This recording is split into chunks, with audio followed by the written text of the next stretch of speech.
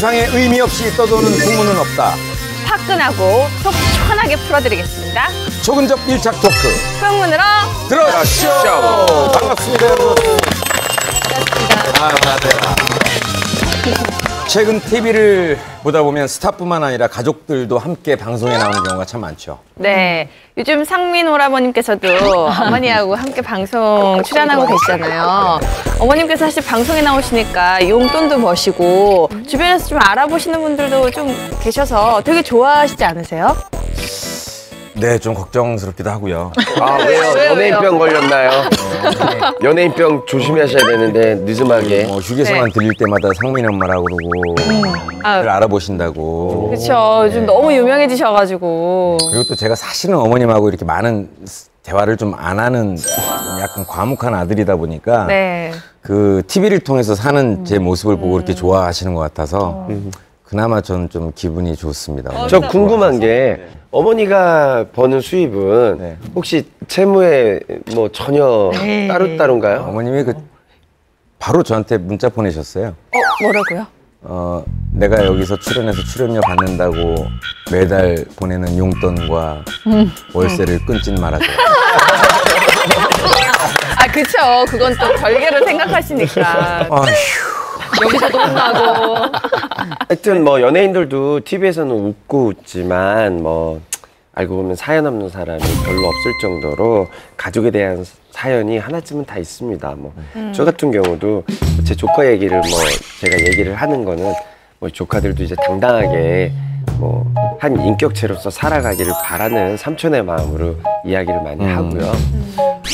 뭐 사실은 또 별로 그렇게 제가 얘기를 진짜 안 하는데 뭐 저한테도 또 가족 비밀이 또 있어서 좀 나중에 또 말씀을 드리도록 하겠습니다. 이슈를 좀 촉촉해지시네요. 그 얘기 하시려고 할 때. 아니요, 그냥 뭐 조명이 좀 밝네요.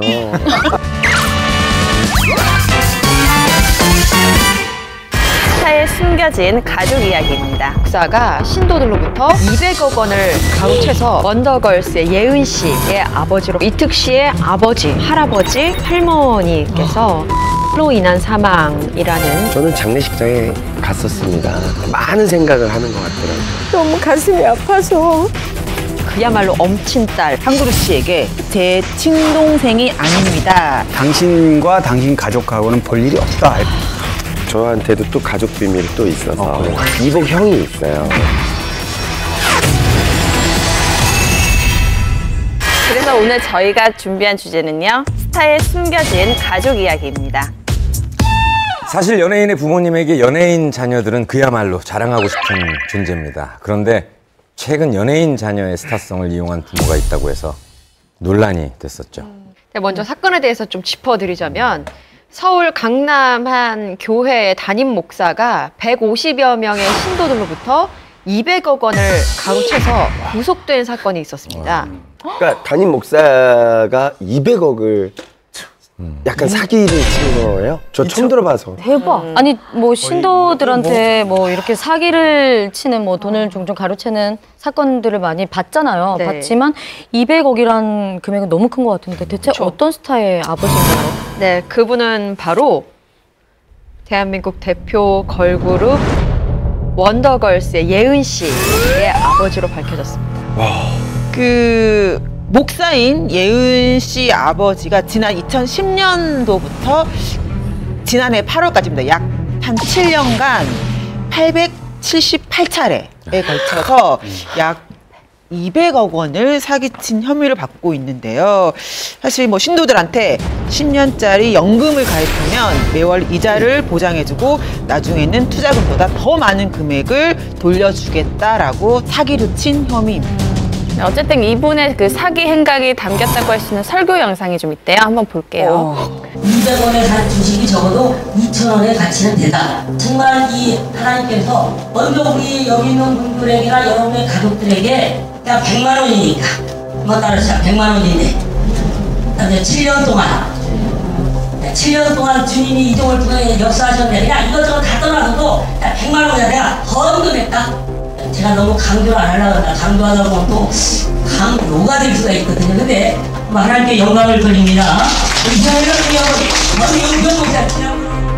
저는 목사 목사님 말씀을 여러 번 많이 들어봤지만 돈 얘기를 하시는 목사님 처음 봤어요. 저도 이렇게 말씀 중에. 그러니까 헌금도 목사님 입에서 이렇게 헌금해라 이런 얘기 잘 안 하시잖아요. 말씀을 요즘에 잘 안 해요. 교회에서. 진짜 이런 단어 자체가 나오는 게 어떤 이제 사회적인 문제에 의해서 이제 설교를 하기 위해서 하는 거지만 주식을 해야 되고 투자를 해야 되고 하나님이 이렇게 하시라 했다. 이거는 정말 작정하고 사기를 치려고 하는 것밖에 안 된 것 같아요. 아니 근데 저게 성경 말씀이랑 결부가 돼 있다고 했잖아요. 설득이 돼요? 저런 얘기를 들으면? 저 상대에 따라서 될 수 있겠어요. 이런 사람 많아요. 그래요? 현재당 갔다 바친 사람도 봤어요, 저는. 항상 종교라는 것이 그렇잖아요. 진짜. 그러니까 너희들이 이 선택을 받은 것이 그러니까 이런 투자 기회를 받은 것도 이 종교에 있고 나를 따라오기 때문이다라고 잘못된 분들이 설득을 하면 아 역시 난 선택받았어라는 생각 덕분에 이제 꼬여질 수도 있죠. 어쨌건 이 사건에서 예은 씨의 아버지인 그 목사가 가장 비난받고 있는 부분, 가장 문제되고 있는 부분이 바로 이 부분인 것 같은데 바로 유명인인 딸을 이름을 이용해서 그들의 신뢰감을 쌓았다는 그런 부분인 것 같습니다. 한 피해자의 말을 따르면 이런 말을 했대요. 딸이 연예인이라 든든한 백그라운드가 있고 그렇기 때문에 어떤 예를 들면 투자하는 엔터테인먼트가 급성장할 수 있는 그런 가능성이 있다라는 말을 했다고 하니까 아무래도 이제 투자하는 사람 입장에서도 뭔가 그게 신빙성이 더 있을 수는 있잖아요. 모르는 사람들이 듣기에는. 아무튼 그런 딸의 유명함을 이용했다는 게 문제가 심각한 것 같습니다. 연예인을 자기 본인의 딸인 예은 씨를 마케팅 그 대상으로 삼은 거나 다름없는 거잖아요. 예은 씨 같은 경우는 정말 착하거든요. 예은 씨는 뭐 예전엔 그래서 그 너무 착해서 그 착하다는 게 오히려 예은 씨가 왜 착하냐를 또 뒤집어 올라가가지고 아버지가 종교인이셔서 착하다까지 있을 정도로 그 사람들이 맥락이 그렇게 되죠. 그러니까 목사 아버지를 두어서 엄격하게 자라서 참 예은 씨가 예의도 바르고 사람들한테 칭찬 듣는다라는 얘기까지 나왔는데 저도 그렇게 생각했거든요. 항상 근데 확 뒤집히니까 충격이 장난 아닌 거죠. 근데 문제는 여기서 끝이 아니라는 건데요. 이게 혼자 이 목사라고 하시는 이 박 씨가 혼자 이렇게 사기를 친 게 아니라 어떻게 보면 조직적으로 어떤 단체를 만들어서 사기단을 운영했던 것으로 지금 드러났어요. 일단 2008년에 강남구에 이제 교회를 만들죠. 그래서 자신을 좀 신뢰하는 신도들을 포섭을 합니다. 그래서 2011년에 라는 굉장히 생뚱맞은 단체를 설립하게 되죠. 그래서 투자 사기단을 키웠다고 하는데 심지어는 조직원의 신앙심을 이용해서 상담팀장 그리고 실장 이런 사람들과는 양부, 양녀의 관계를 맺고 결혼 상대까지 뭐 지정을 해주고 어머나. 굉장히 저는 너무 많이 벗어났죠. 또 하나님 말씀이라고 하면서 지시하는 일은 무조건 하도록 그렇게 강요를 했다라고 드러난 바 있습니다. 그럼 이분은 혹시 이 받은 돈으로 투자를 하긴 했었나요? 아니에요. 이 피의자, 그러니까 박 씨죠. 네. 단 한 건도 투자한 건 없어요. 그리고 오히려 그 받은 돈으로 뭐 본인이 외제차를 렌트해서 타고 다닌다든지 아니면은 뭐 아파트 월세를 낸다든지 그러니까 뭐 전형적인 사기라고 보시면 됩니다. 근데 그래야만 본인이 잘 살고 있는 걸 보여줘야만 투자를 또 받고 나처럼 될 수 있다. 뭔가 수익이 생겨서 이렇게 잘 살고 있는 모습을 보여줘야 돼요. 그 영화 마스터 있었잖아요. 그리고 그 조이팔 씨 사건도 딱 이 경우랑 굉장히 유사한 점이 많은데 뭐 투자하면 고수익을 내주겠다. 너희들만 선택받았다 이렇게 얘기한 다음에 계속 돌려막기 하다가 이제 안 되니까 해외로 도망가 버린 그런 사건이랑 굉장히 결이 겹치는 그런 사건인 것 같아요. 저는 근데 이 기사가 이제 났을 때 처음에 이게 바로 예은 씨라고 나온 게 아니거든요. 그러니까 벌금 이렇게 나와가지고 그거 보는 순간 저는 그런데 평소에 알고 지냈으니까 딱 직감이 와가지고 예은 씨한테 물어봤는데 그때 저는 이제 금액 같은 것도 자세하게 보도되지 않고 그냥 이름만 나왔을 때였으니까 뭐 웬만하면 대응하는 과정 속에서 그래도 아버지니까 이렇게 이해하고 뭐 예전에 김구라 씨 예전에 뭐 빚 때문에 문제 생겼을 때도 사례를 보면 김구라 씨가 오히려 가족을 보듬는 모습 보여주니까 대중이 좋게 반응했던 것처럼 너도 그렇게 생각하는 게 어떻겠냐 그랬더니만은 좀 상황을 다 알기 전에 그랬더니만은 전 200억을 어떻게 제가 변제해 줄 능력도 없고 어떻게 될지 모르겠어요 하면서 굉장히 좀 충격을 받았더라고요. 그래서 그 바로 뒤에 이제 미국 갔거든요. 네, 미국의 그 선예 씨 집에 간 것 같아요. 그래가지고 어느 정도는 좀 이제 너무 어린 나이에 이걸 당하다 보니까 패닉 상태로 빠진 것 같아요. 아버지랑 뭐 사실 연을 끊고 이러고 싶은 사람이 어디 있겠어요. 근데 없죠. 이 200억이라는 금액이 주는 압박감이라는 거는 전 모르겠는데 상민 씨 어느 정도일까요? 예은 씨 입장에서 이 사실을 알았을 때 기분이 어땠을지 좀.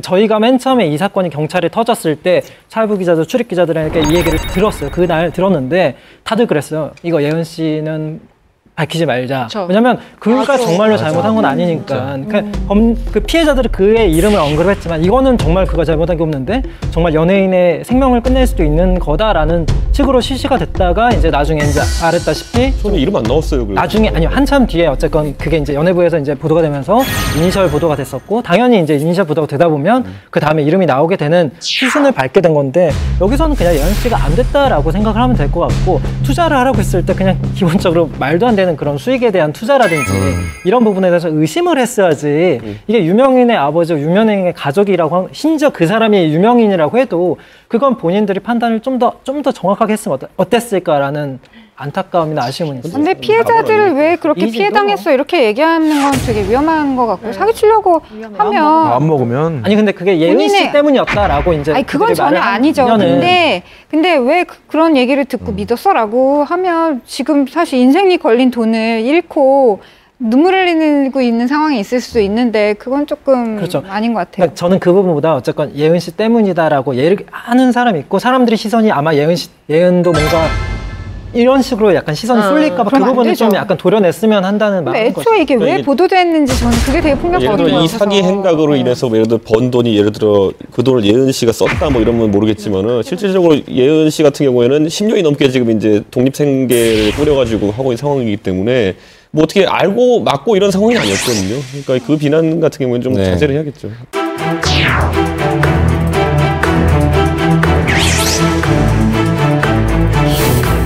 어땠을까요? 만약 은정 씨가 이런 상황에 놓여졌다면 어떠셨을 것 같으세요?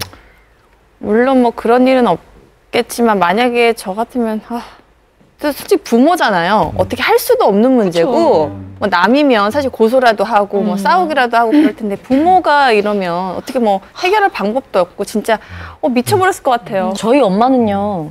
저한테 조금이라도 피해 갈까 봐 어디 가서 본인의 딸이 저란 얘기를 안 하세요. 그래서 한 1년이 지난 후에 아신 분들도 계시고 친구분들 중에 근데 그렇게 조심조심 하셔 주시면 너무 좋을 것 같은데. 어들이 그래요 원래. 그런데 하여튼 이 사건 때문에 예은 씨가 받은 타격은 굉장히 크죠. 그래서 최근에 뭐 솔로로 활동을 이제 하려고 했던 그런 중이었기 때문에 이 사건 때문에 예은 씨가 이 불미스러운 구설수에 휘말리는 계기가 됐다는 게 굉장히 안타까운 일이죠. 어떤 구설수 말씀하시는 거죠? 그 뭐 2AM의 정진훈 씨가 이제 4년간 열애했잖아요. 지금은 결별했지만, 근데 이제 결별을 했을 때 시기하고 또 아버지하고 연루됐던 이 시기가 공교롭게도 맞물리다 보니까 아버지 때문이다 이런 풍문이 좀 돌았고요. 그건 뭐 확인된 바 없지만 어쨌든. 이래저래 예은 씨가 좀 힘들었던 거는 분명한 것 같습니다. 근데 제가 진우 씨를 좀 아는데 둘이 되게 예쁘게 잘 사귀었어요. 정말 잘 어울린다고 주변에서도 그랬었고 그냥 정말 둘이 이제는 우리 헤어져야 되겠다라고 헤어졌는데 마침 그런 기사가 터져버리는 바람에 겹쳐 보이는 거죠. 그래서 진우 씨가 더 안 좋게 뭐 이미지가 또 돼버린 거고 그러니까 진우 씨도 되게 속상하더라고요. 솔직히 말하면 그런 기사가 나서 이미지가 안 좋아질까 봐 다시 만나서 사귈 수는 없잖아요. 그러니까 되게 옆에서 안타깝더라고요. 지켜보는데. 그럼 예은 씨의 결별에 대한 소속사의 반응은 어땠습니까? 어쨌건 소속사 입장에서는 이거는 정말 너무 개인적인 일이잖아요. 남자와 여자가 헤어진 거에 대해서 이거에 대해서도 어쨌건 소속사를 옮긴 지도 사실 오래되지 않은 시점이었고 그러다 보니까 이거에 대해서 질문을 받고 교제 사진만에 접어든 두 사람이 정말 남녀 간의 문제처럼 다른 연인처럼 특별한 이유가 없이 그냥 관계가 소원해지고 자연스럽게 헤어진 거다라고 얘기를 전했습니다. 그리고 두 사람은 결별 이후에도 자신이 해왔던 그 일을 참 꾸준히 묵묵하게 해오고 있습니다. 정진훈 씨 같은 경우에는 개인 콘서트를 진행하기도 하고요. 또 다양한 예능 프로그램에서 발군의 실력을 또 발휘하기도 하죠. 예은 씨는 독일의 유명한 프로듀서와 지금 협업 중이라고 해요. 그래서 곧 무대를 또 선보인다고 합니다. 네, 이처럼 최근 스타들의 가족 논란을 비롯해서 방송에서는 스타들의 사생활이나 가족의 숨겨진 이야기까지 최근에 좀 공개가 되기도 했잖아요. 사실 저도 친정 어머니랑 이렇게 시부모님이랑 같이 이렇게 방송 프로그램을 했단 말이에요. 근데 저희한테는 쉽게 언급할 수 없었던 숙제 같은 문제가 있었어요. 이게 이를테면 손주. 아버님은 이제 손주를 원하셨고 저는 좀 신체적으로 힘들고 뭐 이런 문제가 사실 현실에서는 서로 말을 꺼내기 굉장히 힘든 약간 고구마 같은, 뜨거운 고구마 같은 느낌이었는데 오히려 방송을 통해서 그럴 얘기를 할 수 있는 계기가 마련이 돼가지고 저는 정말 해결이 너무 잘 돼버렸어요. 저 방송 봤어요. 저도요. 그러니까 사람들은 대본이 아니냐 그런 일을 했는데 사실 저희 집안에서 가장 화두가 돼야 될 문제를 일부러 끄집어냈고 오히려 부모님하고 얘기할 수 있는 자리가 되다 보니까 저도 속 편하게 할 수 있었고 어머님 아버님도 시원하게 얘기할 수 있었고 그래서 저는 너무 좋았던 것 같아요. 보통 뜨거운 감자라고 하는 홈런을 고구마라고 의도하는 겁니다. 요즘 우리 아이가 고구마를 많이 먹어요. 네네.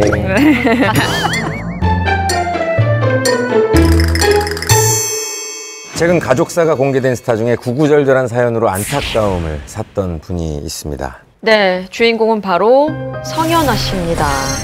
사실 저희가 몇 번 다룬 적이 있었죠. 성현아 씨 같은 경우에는 과거에 어떤 그 성매매 논란이 있었고 무혐의가 나오기까지 많은 소식을 전해드렸는데 이번에도 참 굉장히 믿기 힘든 일이 벌어지고 말았습니다. 바로 남편의 사망 소식이었어요.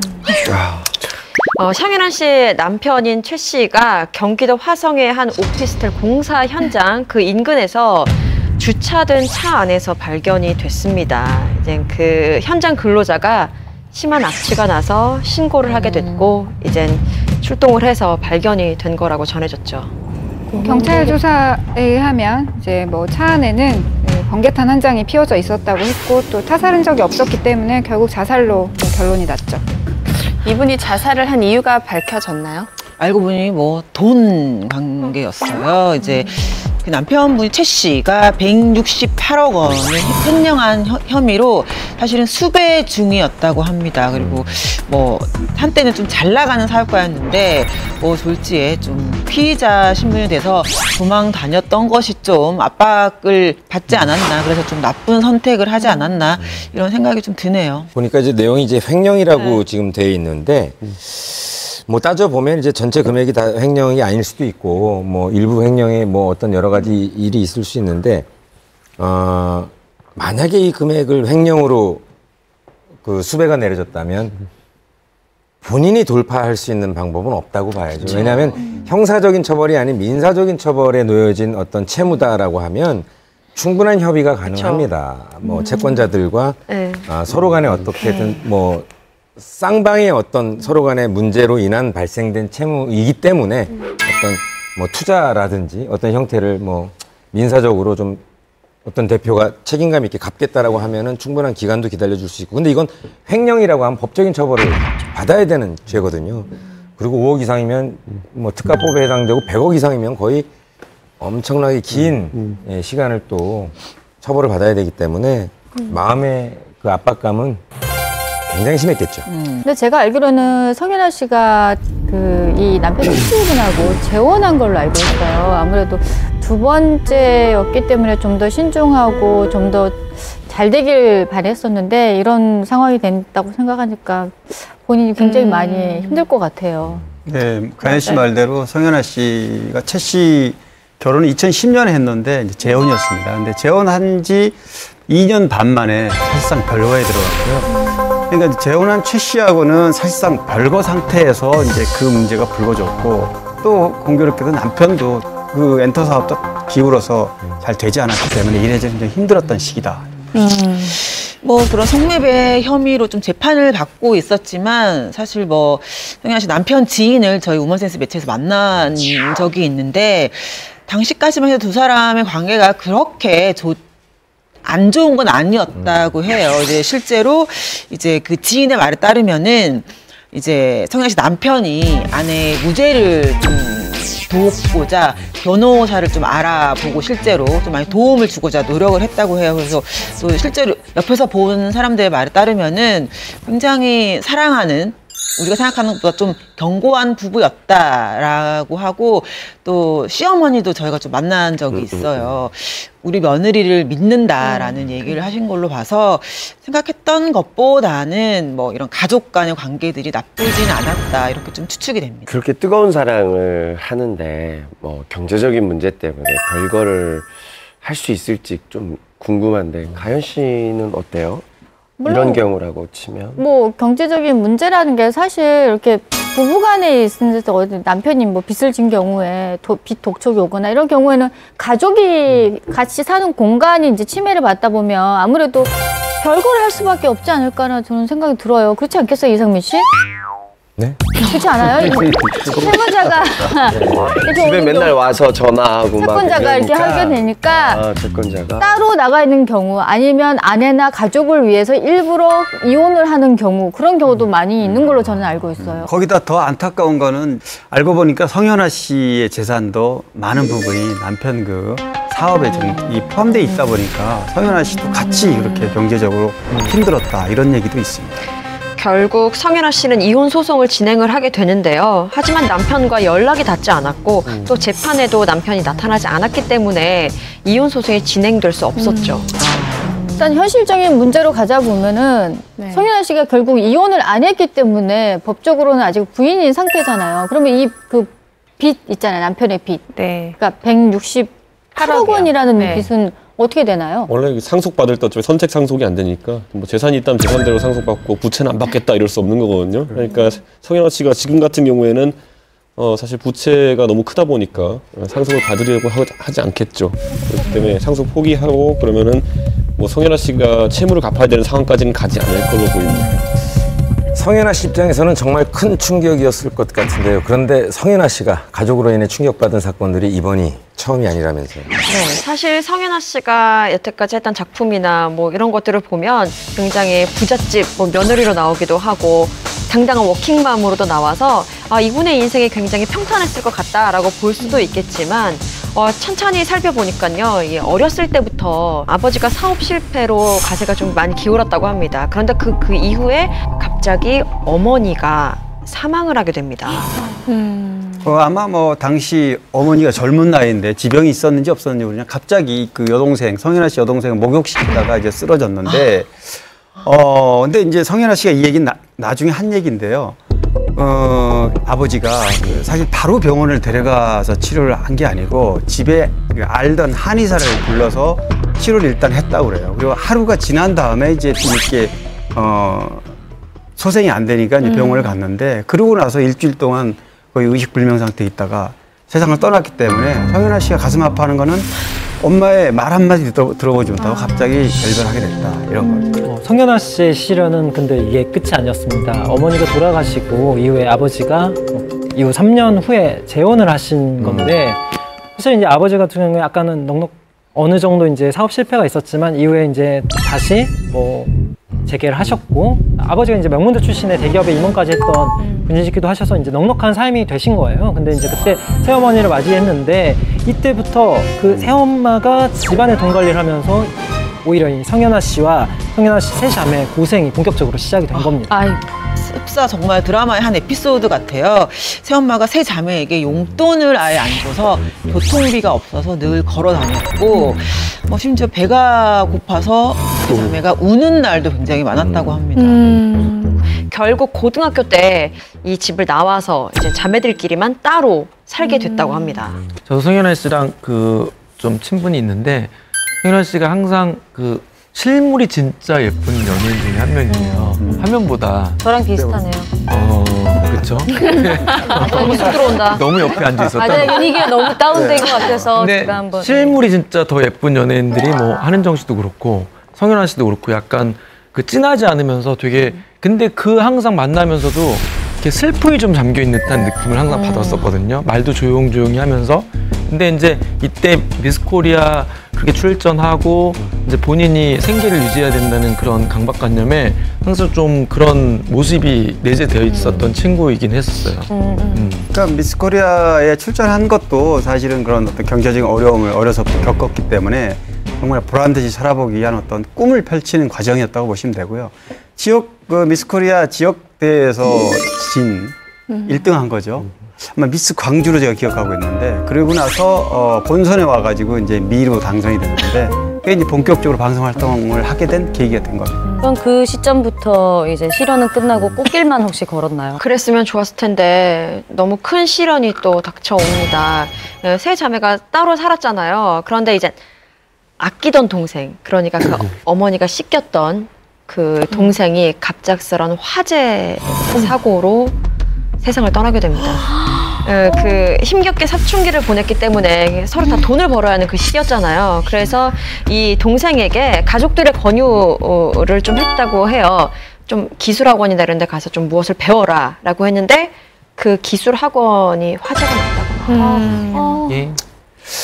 야, 뭐 성윤아 씨 한두 번 95년도에 한두 번 뵌 것 같은데 사석에서 이런 정말 슬픈 일들도 많이 겪었고 그렇죠. 대위 이후에도 굉장히 많은 일들을 정말 마치 장편 드라마를 보는 듯한 느낌이 들 정도로 또 결국은 그 이후에 또 성매매 사건 때문에 한동안 방송에서 역시 볼 수 없었던 적도 있었고요. 또 최근 들어선 다시 이제 활동을 시작한다는 소식이 좀 있습니다. 네, 이 성매매 무죄 판결 이후에 김기덕 감독의 영화에 이제 등장하면서 많은 분들이 눈길을 또 끌었고 연극에도 또 출연을 했었어요. 재개 발판을 좀 마련하기 위함이었고 새 소속사를 또 찾아서 이제 열심히 활동할까 했는데 이런 남편의 사망 소식이 전해지면서 또 약간 스톱이 된 상태라고 하네요. 그냥 지금 일단 뭐 집에 일단 있어요. 아직 뭐 정서상도 그렇고 뭐 되게 좀 그렇잖아요. 생각이 일은 하고 싶은 생각은 있지만 섭외하는 쪽에서도 상당히 조심스러워할 부분은 당연히 있을 거라고 저는 생각을 하거든요. 계획은 있긴 하나 어쨌든 지금은 조금 심신도 그렇고 지켜봐야 될 것 같아요. 실제로는 대중이 갖고 있는 성윤아 씨에 대해서 갖고 있는 이미지라는 게 사실 이 사건 전까지는 그래도 어쨌든 무혐의도 판결 나고 이랬으니까 예를 들어 어떤 막 약간 코미디 프로그램에 나와서 자조적으로 이렇게 하면서 좀 빵 터트리고 그런 게 가능했다면 이제 이 사건까지 발생하고 나니까 이제 그렇게는 다시 나올 수 없는 그래서 약간 되게 어두운 뭐 느와르 장르 이런 거로는 저는 가능할 것 같은데 예를 들어 예능으로 복귀한다거나 이런 거는 좀 약간 길이 막힌 듯한 그런 이미지적인 손실은 좀 어차피 근데 뭐 예능은 좀 다른 게요. 성윤아 씨가 혼자가 아니라 지금 아이들이 있잖아요. 엄마는 일단은 아이들을 책임져야 되고 무엇보다 사는 사람은 살아야 된다는 건 정말 저는 중요하다고 생각해요. 넋을 놓고 있으면은 아이들은 누가 책임지냐는 거죠. 지금 전에 볼 때는 성윤아 씨는 정말 강한 힘으로 나와서 더 열심히 해야 된다고 생각해요. 그러니까 여배우의 삶이라기보단 이제 엄마의 삶이라는 게 또 있기 때문에 아마도 성윤아 씨는 조금 더 용기를 내서 다시 하루빨리 재기를 하시는 게 나을 것 같습니다.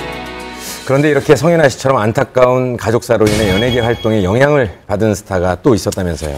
네, 맞습니다. 최근 주말 드라마를 통해서 인기와 사랑 그리고 뭐 인생의 행복을 동시에 얻은 배우 이동건 씨입니다. 정말 이동건 씨 하면 정말 얼마 전까지만 해도 깜짝이야. 왜 자꾸 달려. 미안해 나니까 파버려. 예. 근데 그 말의 주인공이 정말 나타났습니다. 배우 조윤희 씨가 바로 그 주인공이라고 알려서 맞아요. 화제가 됐었죠. 그러니까 얼마 전에 혼인신고도 하고 또 이제 아기도 있다고 이제 예비 신랑이자 예비 아빠로서 이제 좋은 소식을 전했죠. 네, 요즘 이렇게 모쪼록 행복을 느끼고 있는 이동건 씨에게 안타까운 가족사가 있다는 얘기가 있어요. 네, 이동건 씨의 동생 이야기인데요. 이동건 씨가 과거에 그 드라마를 통해서 정말 로맨스계의 왕자로 최고의 주가를 올리던 그때 호주에서 유학 중이던 이동건 씨의 동생에 대한 굉장히 충격적인 소식이 전해집니다.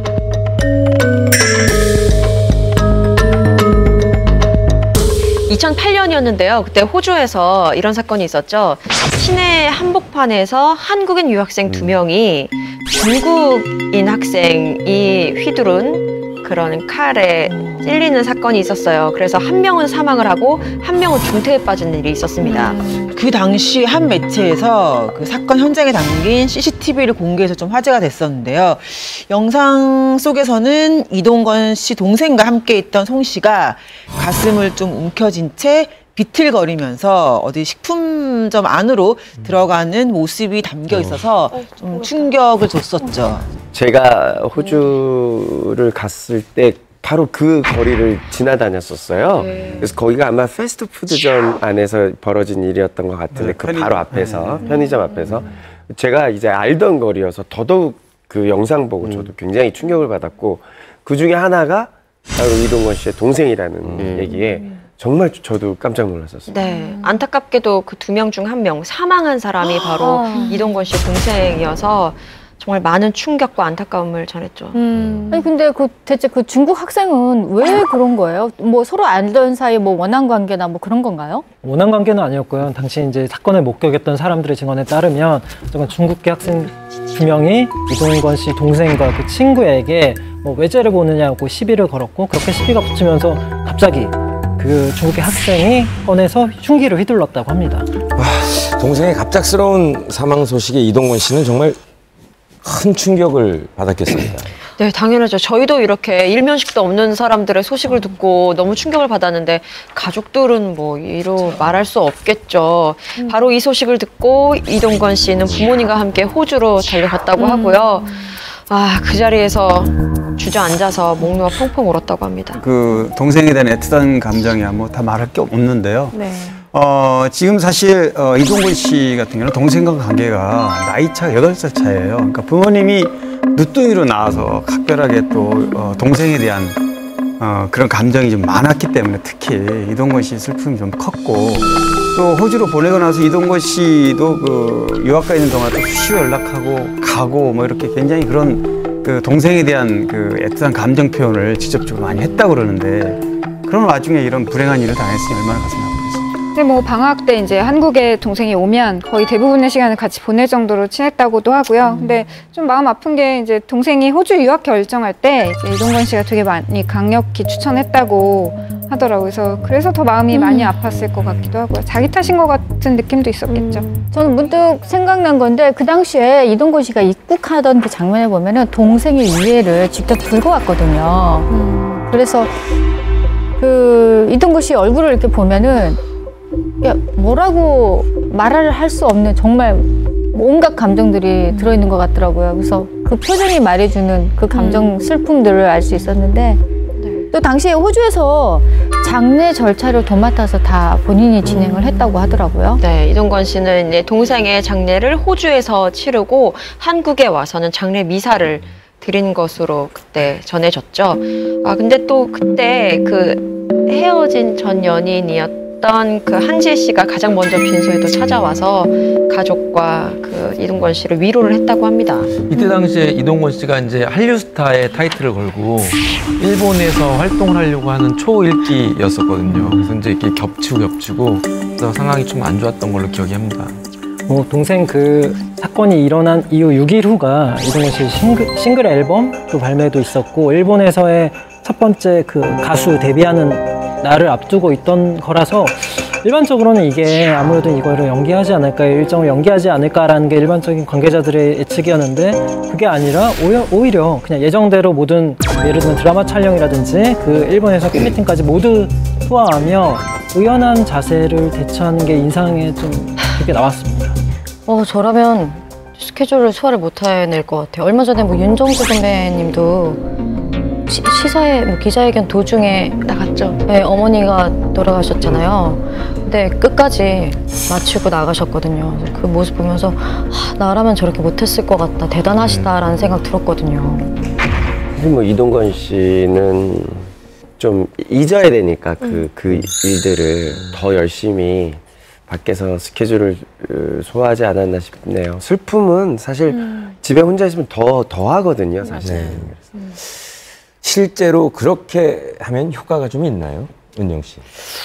아무래도 사람이 좀 힘들거나 뭐 어떤 심리적으로 불안정할 때 일을 좀 하면 일로서 좀 그걸 잊어버릴 수 있다 이런 얘기도 저도 좀 듣곤 했는데 저는 성격이 뭐 이렇게 화가 나거나 뭐에 딱 신경 쓰는 일이 있으면 그게 해결될 때까지 절대로 신경을 놓지 못하는 성격이에요. 그래서 바쁘면 바쁜 거 끝나고 또 계속 그 생각하고 또 요거 끝나면 또 계속 그 생각하고 그래서 저는 조금 그 해결이 될 때까지. 근데 그 일이 해결이 되면 좀 마음이 편안해서 더 일을 더 잘할 수가 있죠. 근데 저도 아버지 돌아가셨을 때는 전 또 임신하고 있을 때였거든요. 그래서 어떻게든 슬프지 않으려고 입덧에 집중했던 것 같아요.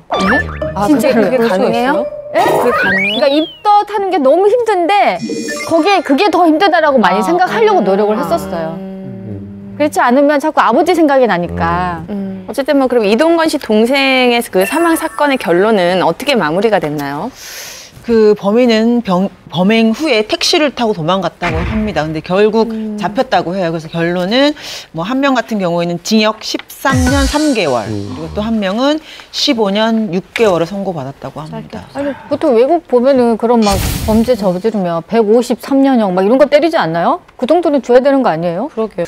그런데 이번에 얘기 나눠볼 스타의 가족 이야기는 한때 사회적으로도 엄청난 논란이 되었다고 합니다. 누구의 이야기인가요?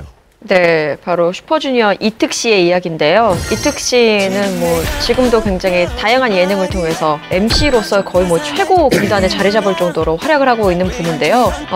가슴 아픈 그런 가족사가 있습니다. 2014년에 군 복무 중이던 이특 씨가 갑자기 휴가를 받아서 대중에게 모습을 보이죠. 바로 이특 씨의 아버지, 그리고 할아버지, 할머니께서 한꺼번에 사망을 하는 사건이었어요. 아직도 기억이 납니다. 그 뉴스가 좀 충격적이어서.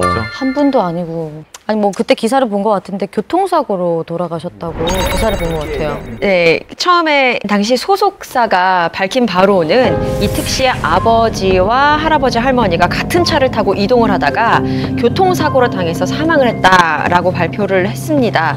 그런데 교통사고로 알려졌던 이특 씨 가족들의 그 사망 사건이 알고 보니까 자살로 인한 사망이라는 사실이 전해집니다. 네, 뭐 사건 직후에 이특 씨의 소속사 측에서 처음에 이제 교통사고라고 공식적인 이제 입장을 발표했었는데 이후에 이제 어쨌건 큰 사건이다 보니 관심이 쏠리게 됐고 취재하는 과정에서 경찰서, 소방서 관계자들을 취재하다 보니 교통사고가 아니라 집 안에서 사망했던 사건으로 밝혀지면서 점점 이제 그게 알려지게 된 거죠, 외부로. 이게 실제 사실과 전혀 다르게 보도가 됐던 겁니다. 그래서 알고 보면은 애초부터 팩트가 잘못된 오보로 판명이 난 거죠. 그 경찰 발표에 따르면은 그러니까 신고가 된 날 새벽에 이특 씨 친인척분이 집에 갔다가 이특 씨 아버지와 조부모가 숨져 있는 거를 발견하고 신고를 했다고 합니다. 현장에서는 이특 씨 아버지가 직접 쓴 걸로 추정되는 유서도 있었는데 그 내용이 좀 충격적입니다. 유서에는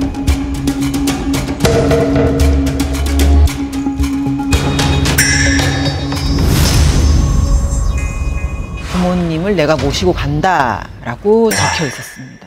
경찰 발표에 따르면 이특 씨 아버지가 자신의 부모를 먼저 사망케 하고 이후에 이제 자신도 스스로 목숨을 끊은 것으로 밝혀져서 정말 큰 충격을 안겼습니다. 네, 이 이특 씨의 가정 그 사건이 이렇게 사회적으로도 많이 이슈가 됐던 게 그냥 한 개인, 한 가정의 문제가 아니라 이게 결국 사회의 어떤 구조적인 문제로도 번질 수 있다라는 것이 이렇게 이슈가 됐기 때문에 이렇게 지금도 다루게 되는데요.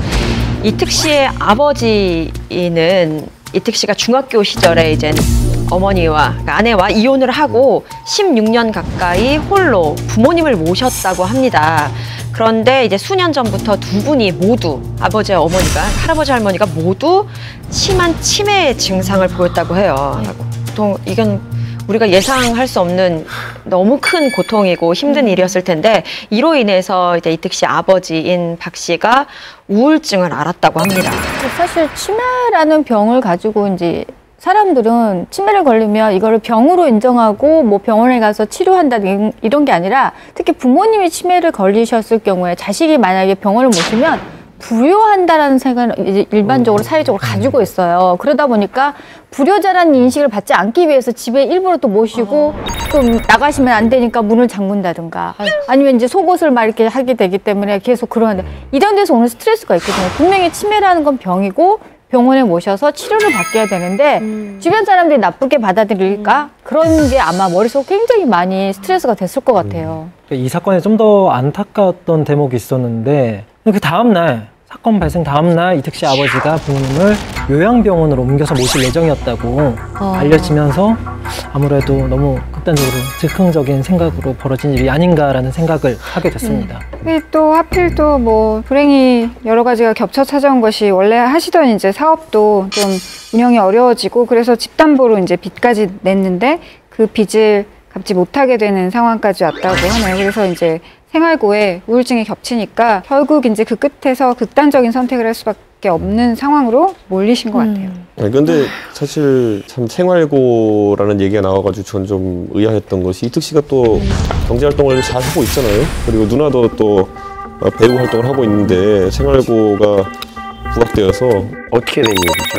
내가 뭐 이특 씨랑 친한데 뭐 주변 지인들한테 얘기를 들어보니까 아버지랑 연락을 뭐 안 하고 지냈다, 뭐 오랫동안 안 하고 지냈다라고 들었었거든요. 뭐 그런 뭐 풍문이지만 확인되지는 않았다 하더라도 어쨌든 부모님이 일찍 이혼한 뒤에 이특 씨가 청소년기 힘들었다는 얘기는 본인이 고백한 적이 있습니다. 그래서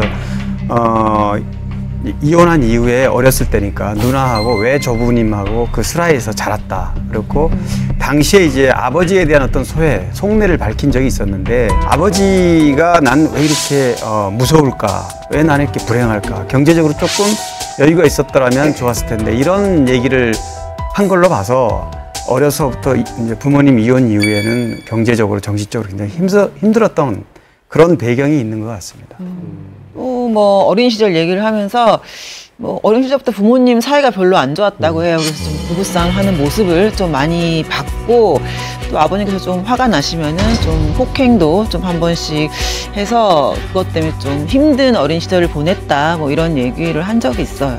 사실 저는 장례식장에 갔었습니다. 가서 이특 씨가 군대 휴가 나와서 이제 상주 노릇이라는 걸 다 받고 많은 생각을 하는 것 같더라고요. 이특 씨의 표정을 보니까 많이 안타까웠습니다. 글쎄요, 저는 이제 서현 씨도 네, 돌아가신 아버지를 생각하시는 나시나 봐요. 갑자기 울컥하신 것 같아요. 울지 마세요. 아버지랑 굉장히 오랫동안 연락을 못 했거든요. 왜냐면 딸의 두 번째 결혼을 반대하셨어요. 행복하지 않으면 아버지 입장에서는 안 좋으실 것 같아 반대를 많이 하셨는데 제 의견을 관철시키기 위해서 제가 또 일부러 연락도 안 했고요. 그러다가 어느 날 갑자기 아버지가 임서방이라고 얘기를 하시면 먼저 연락을 하셨을 때 그때 느꼈어야 했어요. 아버지가 이제 가실 날이 오셨다라는 걸 알았으면 좋았을 뻔했는데 그저 허락을 해주셨다는데 감사함을 느껴서 그냥 그 기쁨만 제가 누렸던 것 같아요. 아버지가 스스로 이제 이제 지금 내가 더 이상 못 버틸 상황이구나 생각하셨던 거를 전혀 몰랐던 게 지금 생각하니까 너무 가슴이 아파서 그래서 아버지한테 많이 미안해요.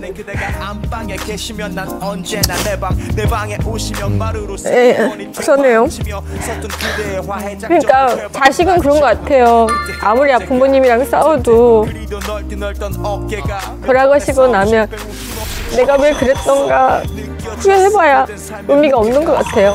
살아계실 때 화해할 수 있다면 화해했으면 좋겠어요. 많은 분들 만약에 싸우신 분들 있다면 울지 않으려고. 김나연 씨 캐릭터라고 누가 그런 거예요? 이게 김가연 씨의 매력이죠. 너무 지금 이 스튜디오가 녹화장에 갑자기 어떡했어요. 미치고 돼. 제발. 너무 연약하신 분이에요. 그렇습니다. 그냥 웬만하면 저도 후회하지 않고 살려고 하는데요. 아버지 부분만큼은 참 많이 후회가 돼요. 아마 이 유명 연예인의 가족이었기 때문에 또 주목받겠지만 사실 이게 전국에 얼마나 많은 케이스겠어요. 이렇게 어려운 선택을 할 수밖에 없는 상황에 몰리는 가정들이.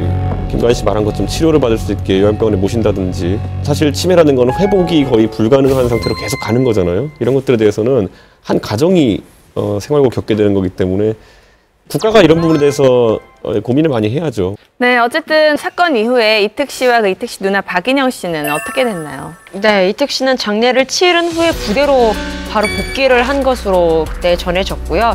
또 이특 씨의 누나 박인영 씨는 사건 이후에 한 달 정도 이제 좀 쉬었다가 이후에 활동을 재개했는데 인터뷰를 통해서 심경을 전하기도 했어요. 일단은 동생에 대해서 보고 싶은 마음도 여전하고 또 오히려 그 힘든 시간을 남매가 함께 지내면서 더욱더 돈독해지고 애틋한 마음이 더 생겼다라고 이야기를 했습니다. 뒤늦게 밝혀진 가족 관계로 인해서 논란을 겪은 인기 배우와 실력파 가수가 알고 보니 형제였다. 손지창 씨와 임재범 씨, 그야말로 엄친딸 한그루 씨에게 제 친동생이 아닙니다. 잘 알지도 못하는 아이의 멋진 포장지가 되어서 힘들게 한다. 사실 조금 이해하기가 힘든데 저한테도 의부 형이 하나가 있어요. 어머나. 파란만장한 가족사를 겪은 스타들의 이야기를 나누다 보니 문득 이런 궁금증이 생기네요. 여러분들에게 가족은 어떤 의미인가요? 분명 뭐 최고의 아군이기도 한데 가끔은 최대의 짐이기도 한 것 같아요. 현실 대답이다. 네. 어디서 봤는데 장미 같은 존재. 그냥 또 가까이 살면은 가시처럼 서로에게 좀 상처를 주기도 하잖아요. 너무 좋아하고 편한 관계니까.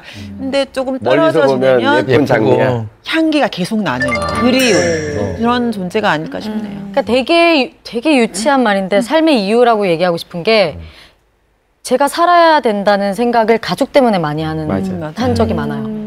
그러니까 힘듦을 주거나 기쁨을 주거나 슬픔을 주거나 어쨌든 모든 내 인생의 계기를 만들어주는 것 같아요. 어떤 힘듦으로 인한 또 계기가 또 만들어지고 또 기쁨은 기쁨대로의 어떤 계기가 만들어지고 가족이니까. 네, 아무래도 가족은 서로에게 힘이 되고 위로가 되는 존재인 것 같은데요.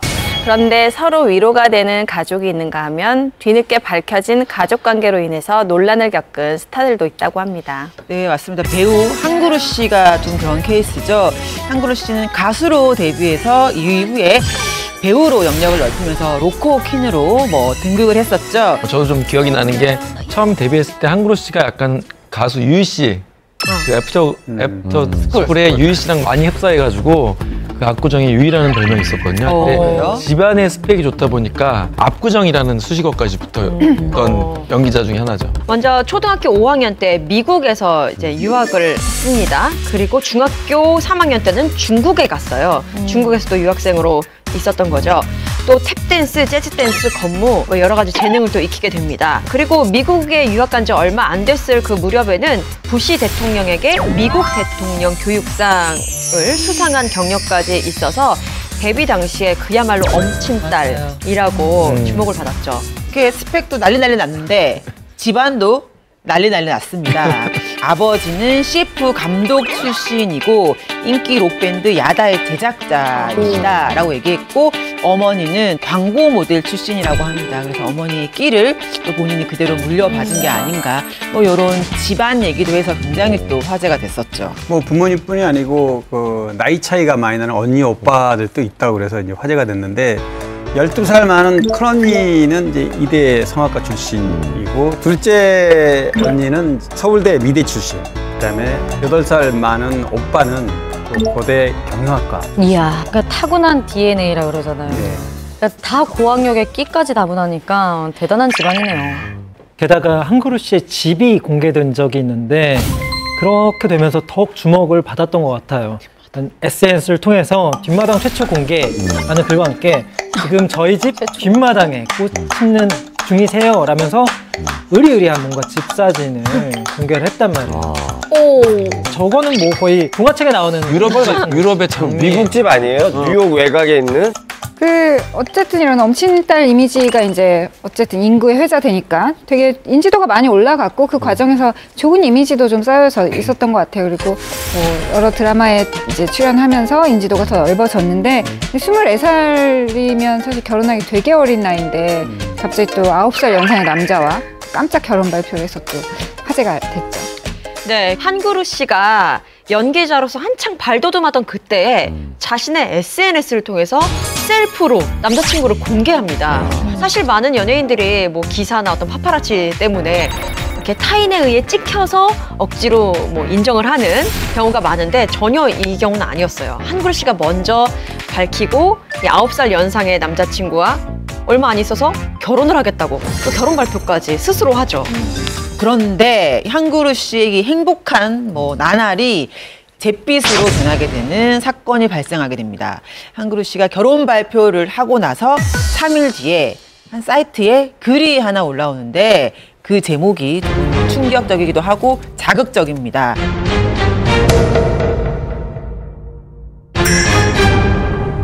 배우 한그루는 제 친동생이 아닙니다. 라는 제목의 글이 올라옵니다.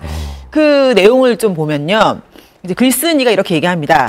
배우 한그루는 기사에 항상 언급되어지고 있는 소위 명문대 출신의 언니 오빠들, 형제들과 사실은 전혀 혈연적인 관계가 없다라는 말과 함께 제가 대학에 진학한 후 얼마 되지 않아 부모님께서 결국 이혼을 하게 되고 새엄마와 초등학교 입학을 기다리는 새 동생을 맞이하게 되었다라고 밝혔는데 여기서 말하는 새 동생이 바로 한그루 씨였던 거죠. 아니 들어보니까 한그루 씨가 재혼 가정이라는 건데 그러면 이 새 동생을 맞이하게 됐다고 글을 올린 분이 의붓 형제라는 말씀이시죠? 네, 그렇죠. 글쓴이가 자신을 의붓 형제다, 의붓 언니다라고 주장을 했고요. 한그루 씨와 함께 생활했던 좀 짧은 시기지만 그때의 생각, 그때의 기억을 다시 한번 이렇게 정리를 했습니다.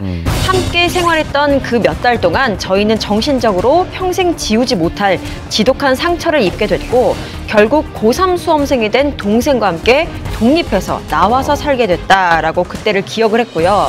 또 그때 그 잊지 못할 일들이 10수년이 지나고 내 스스로의 가정을 꾸리면서 이제서야 묻혀질 듯 했는데 하지만 잘 알지도 못하는 아이의 여기서 잘 알지도 못하는 아이는 한그루 씨죠. 그 아이의 멋진 포장지가 되어서 사람들 입에 오르내리며 매일매일을 힘들게 한다라는 내용이었습니다.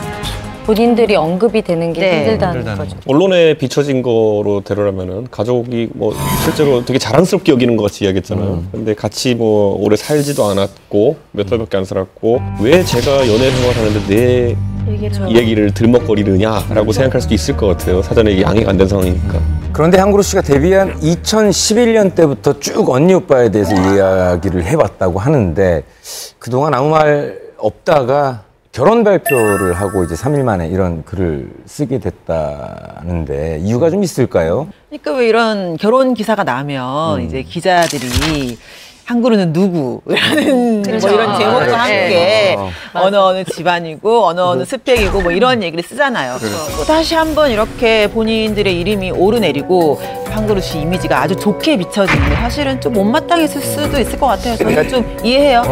왜 하필 몇 년 동안 참다가 결혼 발표 직후였을까? 유명해졌어요. 이것 때문에도 유명해졌어요. 정말 너무 간단한데 유명해졌으니까. 그때가 한그루 씨가 데뷔했은 이후로 가장 핫할 때였거든요. 맞아요. 왜냐면 맨 처음에 데뷔했을 때도 사실 2011년 데뷔했을 때 작품 하고 있을 때 연기력 논란도 많았고 이래저래 관심이 많이 없었다가 어느 순간 이제 한 번에 주연 작품으로 떴는데 이때 갑자기 소속사랑 상의 없이 사진을 띡하니 올려서 결혼 발표를 했단 말이에요. 그때 정말 기자들도 가장 큰 관심을 가졌던 때인 것 같아요. 이 의붓 형제 분들의 입장에서 생각한다면 분명히 내 동생은 한그루다라고 얘기를 아무도 안 했을 거예요. 그럼요. 그렇게 지내다가 갑자기 야, 너 동생 한그루였어? 라고 말이 나오면 싫을 수 있을 것 같아요. 그러니까 제 생각은 그래요. 약간 그동안 쌓인 게 분명히 불만이 있었을 거 아니에요. 왜 자꾸 나를, 왜 자꾸 우리를 이런 게 있었는데 그게 왜 결혼 직후였을까 생각해보면 그때까지는 그냥 아이 어쨌든 의붓 이렇게 혈연 없이 맺어진 가족이지만 그렇게라도 그냥 참아주었다면 이제 너도 네 가정을 꾸리니까 이제는 더 이상 이 연을 좀 어쨌든 이렇게 알려지는 걸 그만하자라는 의미로 결혼이 그 어떤 계기가 되었을 거라는 생각을 좀 그렇다면 한그루 씨는 의붓 언니의 글에 대해서 어떤 반응을 보였나요? 일단 이게 논란이 커진 다음에 바로 다음날 소속사에서 입장을 밝혔습니다. 모든 지금 나와 있는 그 논란, 의붓 언니가 쓴 글, 의붓 언니가 맞고 또 재혼 가정의 딸도 맞고 그런데 다만 명문대 형제들을 언론 플레이할 의도는 아니었다. 이 내용이 상처를 그렇게 줄이라고 생각을 못했다. 이렇게 사과하는 입장을 밝혔습니다. 논란이 더욱더 거세지니까 한그루 씨가 직접 의붓 언니에게 보낸 메시지 내용을 이제 공개를 합니다. 호적에도 언니 오빠라고 올라가 있기 때문에 형제가 없다고 이야기하면 혹시나 이 의붓 형제들이 기분 나빠하지 않을까라는 걱정에 그런 생각에 말하게 됐다라고 해명을 했고요. 또 자신이 일단 경솔하고 생각이 짧았다고 미안함을 전하면서 자신 또한 이혼 가정에서 자라오고 또 그 와중에 어떤 금전적인 문제라든지 여러 가지 어려운 상황이 있었기 때문에 그 상처가 무엇인지는 조금은 알 수 있다. 그리고 의붓 형제에게 죄송하다라고 사과의 말을 전하기도 했습니다. 그런데 이 논란은 또 여기서 끝이 아닙니다. 이제 한그루 씨의 사과에도 의붓 언니는 다시 한번 본인의 입장 글을 올리게 되는데요.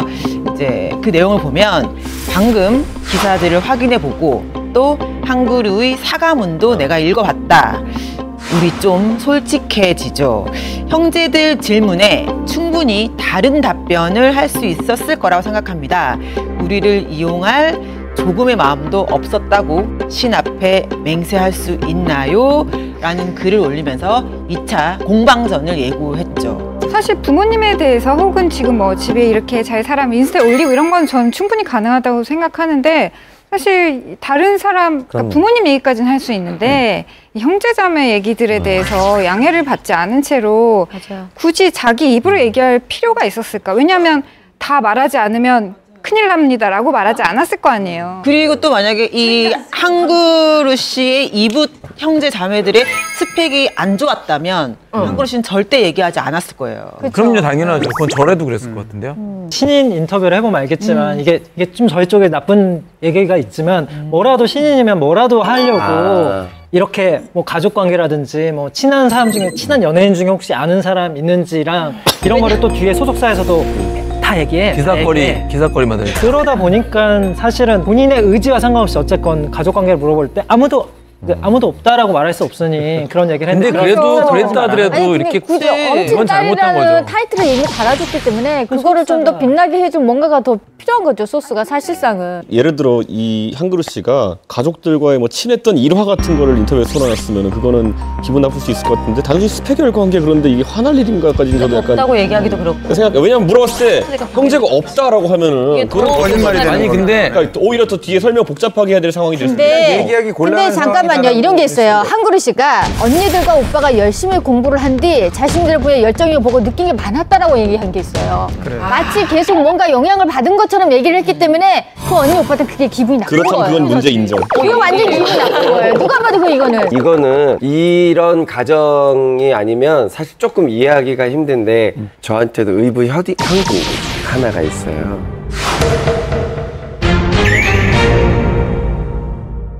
저희 집안에 이제 엄마가 이제 딸을 셋을 낳다가 할아버지 할머니께서 아들이 있어야 된다 이래서 이제 다른 어머니를 모시고 저희 어머니는 이제 고향으로 돌아가시고 뭐 이런 가정사가 있어서 저한테는 이복 형이 있어요. 이복 형이 있는데 저는 초등학교 때 1살 형이 저한테 생겼다는 걸 처음 알았을 때 전 너무너무 좋아서 먼저 다가가고 막 형하고 놀자 했는데 형 입장에서는 저희 집안 사람들이 되게 낯선 거죠, 갑자기.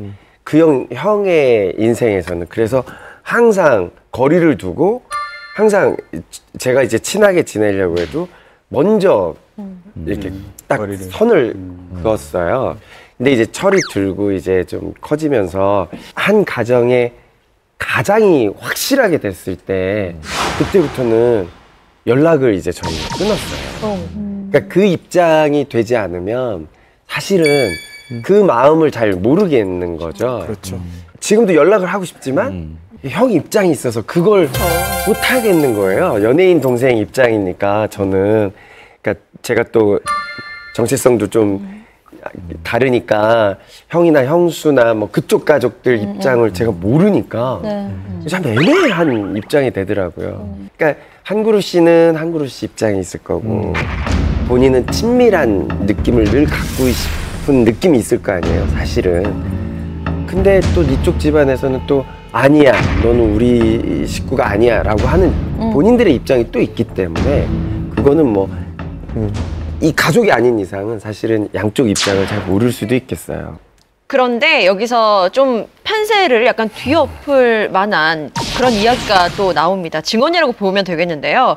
한 그릇이 새 아버지의 지인이다라고 하는 사람이 글을 올립니다. 그 내용은 의붓 언니가 올린 글과는 조금 다른 뉘앙스였어요. 오히려 새 아버지의 자녀인 그 3명 형제들 속에서 초등학생인 한그루가 왕따를 당하고 상처를 받는 분위기였다. 또 초등학생 이후로 본 적도 없다라고 했던 그 의붓 언니의 글에 대해서 한그루가 미국과 중국에 가서 공부를 하고 한국에 돌아온 뒤에도 작은 딸과 막내 아들이 한그루 집에 와서 인사차 함께 시간을 보내기도 했다라고 이야기를 합니다. 근데 저도 뭐 한그루 씨 자체를 이렇게 막 비판하기보다 그냥 상황이 그렇게 흘러가서 반대편 입장에서는 불쾌할 수도 있었다. 이게 핵심인 것 같고, 근데 마케팅 목적으로 이용하려고 말하진 않았을 수 있어요. 그냥 정말 좋은 뜻에서. 근데 결과적으로 마케팅 목적의 포장지처럼 된 건 또 사실인 것 같아요. 근데 다만 이제 그 세 남매의 아픔이 있다는 거는 어린 아이였을 때도 그 세 남매가 따로 나가서 살 정도면,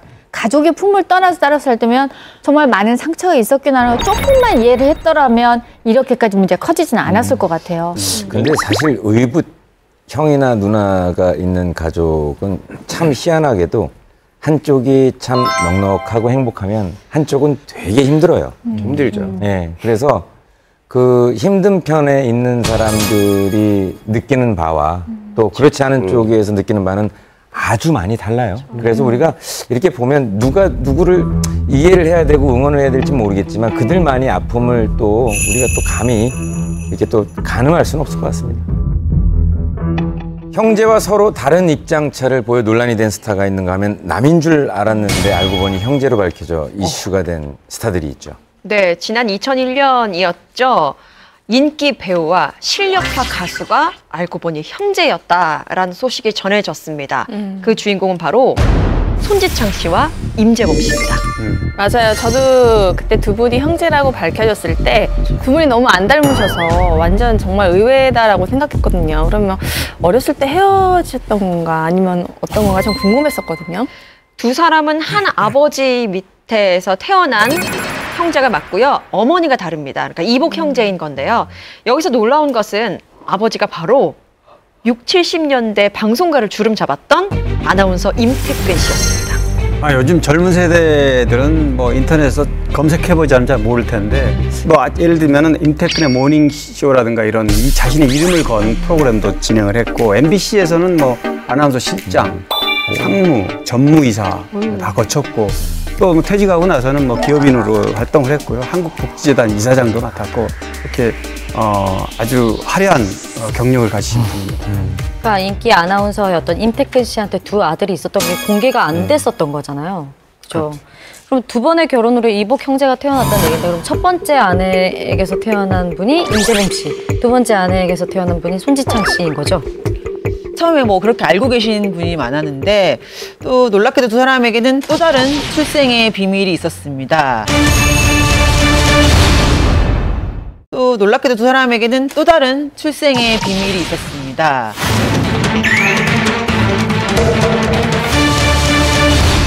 바로 두 사람 다 혼외 자식이었던 거죠.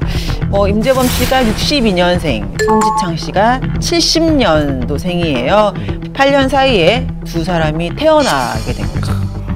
굉장히 인기 있고 이렇게 국민 아나운서라고 하셨던 분인데, 사회적으로 이렇게 논란이 될 수 있는 그런 혼외 자식이 두 명이나 있었다는 게 굉장히 충격인 것 같아요.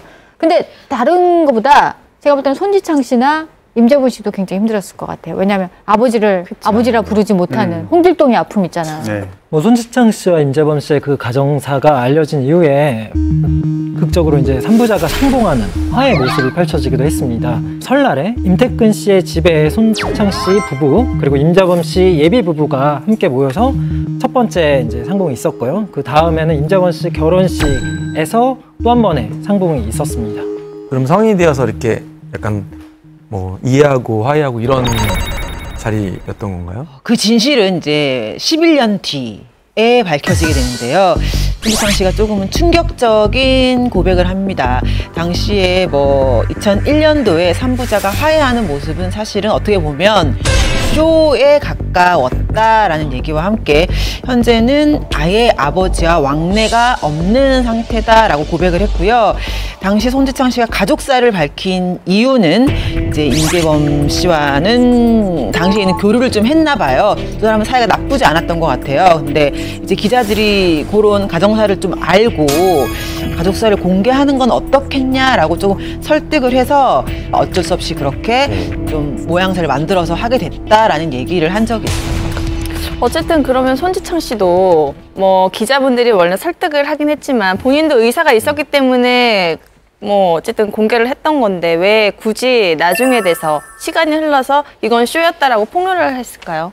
그게 아마도 이제 가정사를 공개하라 이런 설득이 되니까 아마도 분위기상 강요된 화해라는 부분이 있었을 것이고 형제끼리는 그게 이제 가능했는데 아버지랑은 좀 어려웠을 수도 있겠다는 생각이 드는 게 계속 뭐 아버지로부터 버림받았다 이런 표현을 손지창 씨가 한 적이 있거든요. 그래서 이제 그때는 뭐 어쩔 수 없이 했지만 연을 끊었기 때문에 뭔가 이제 와서는 말할 수 있다 이런 게 아니었어요. 아니 뭐 근데 그때 당시에 손지창 씨의 위치도 그냥 그렇게 좋게 보일 수밖에 없는 위치였던 것 같아요. 인기도 너무 많았고 폭로할 수 있는 시기도 아니었고. 그러고 보면 이제 임재범 씨와 손지창 씨의 어떤 그 형제라고는 하지만 성이 좀 다른 부분도.